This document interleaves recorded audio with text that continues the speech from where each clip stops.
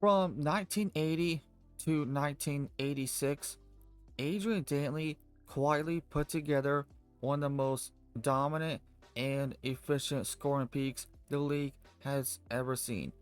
It wasn't loud, it wasn't flashy, and it didn't come with the same level of hype as some of his contemporaries, but if you actually break down the production, the efficiency, and the skill set, you're looking at a player who absolutely had a case as a top 10 player in the NBA during that period. Let's start with the numbers because they jump off the page immediately. Over those 7 seasons, Adrian Dantley averaged 29.6 points per game on 56% shooting from the field. That's not just good, that is really good. I'm talking about nearly 30 a night on efficiency that most big men would be proud of, let alone a 6'5 forward who created the majority of his offense in isolation. He had 3 seasons averaging over 30 points per game, and year after year, he was sitting comfortably in that 28 to 31 range. In an era loaded with high volume scores, guys like George Gervin, Bernard Keane, and later Michael Jordan, Adrian Dantley stood out not just for how much he scored, but how efficiently he did it. That's really the defining feature of this game. Volume scores in the 80s typically came with some inefficiency baked in. It was part of the deal, but Adrian Dantley flipped that completely. He wasn't just keeping up and scoring, he was doing it while shooting 55% or better from the field in multiple seasons. In fact, when you zoom out historically, the list of players who combine that kind of volume with elite efficiency is incredibly short. Michael Jordan is one of them, Shea Gilgeous Alexander is another in the modern era. Adrian Dantley belongs in that conversation even if he doesn't always get mentioned with those names.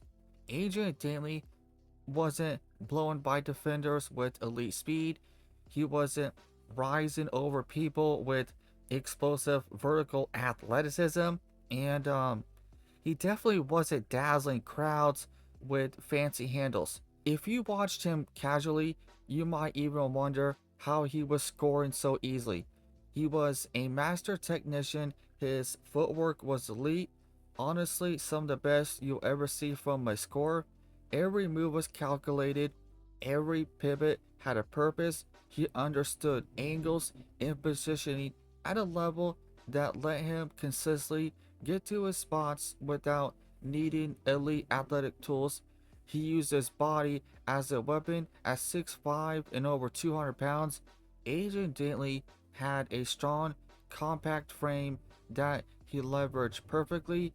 He'd indicate contact, create just enough separation, and then finish with touch and control.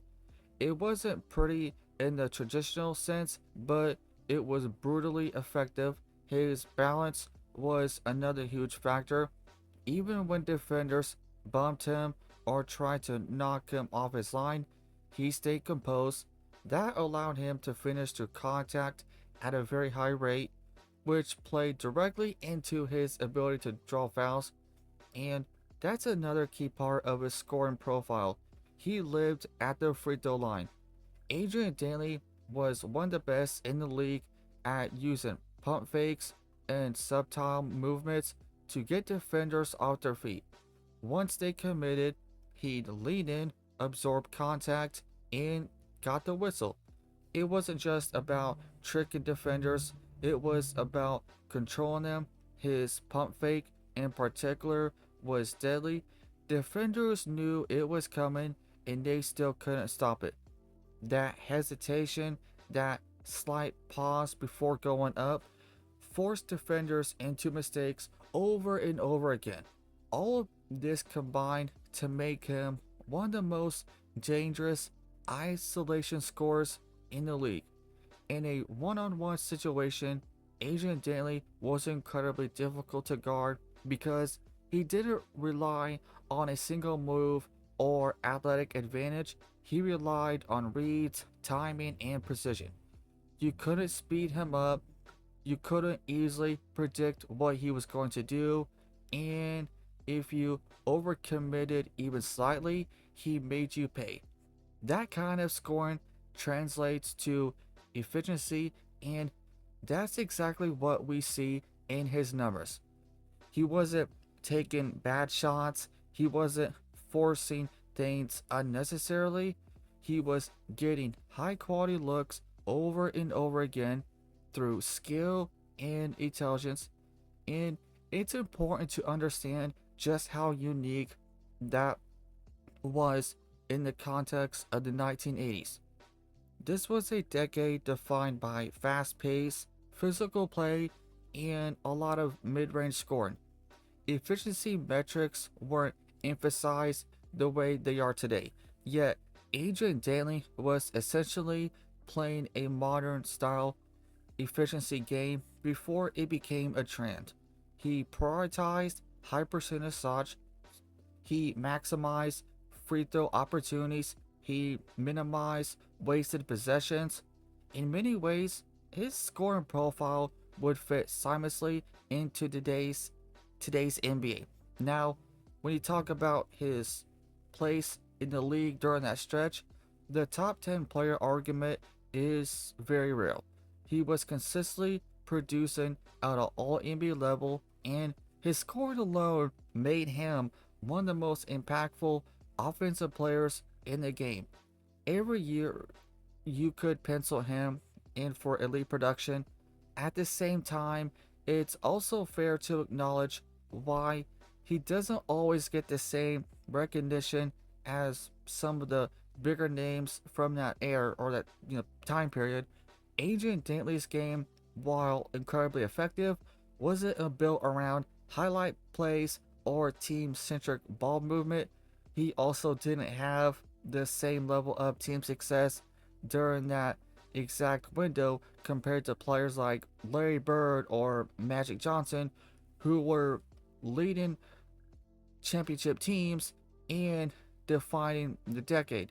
That matters when it comes to historical perception. But if you isolate individual performance, especially offensive performance, Adrian Dantley absolutely belongs in that upper tier. There's also an interesting contrast when you compare him to someone like Bernard King. Bernard King was a phenomenal scorer in his own right, probably more explosive and visually impressive, but Adrian Dantley's efficiency gives him a strong argument as the more effective scorer over a sustained period. And again, it comes back to his approach. He wasn't trying to overwhelm you with athleticism, he was dissecting you with fundamentals. That's why his game has aged so well when you look back at it analytically. In today's NBA, where efficiency and shot selection are heavily emphasized, Adrian Dantley's numbers look even more impressive. Multiple seasons averaging at least 28 points per game on 55% shooting, that's elite by any era standards. Combine that with his ability to draw fouls and confront at the line, and you're looking at a scoring profile that's incredibly viable. Ultimately, Adrian Dantley's 1980 to 86 peak or prime is one of those stretches that deserves more attention than it usually gets.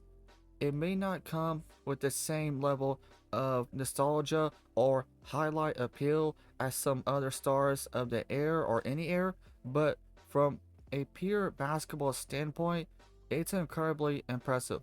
He was a score machine, but not in the way people typically think. He was precise, calculated, and very efficient. So that'll be it for this video. Leave a comment, tell me what you think. I much appreciate it if you click the like button. Thank you for watching.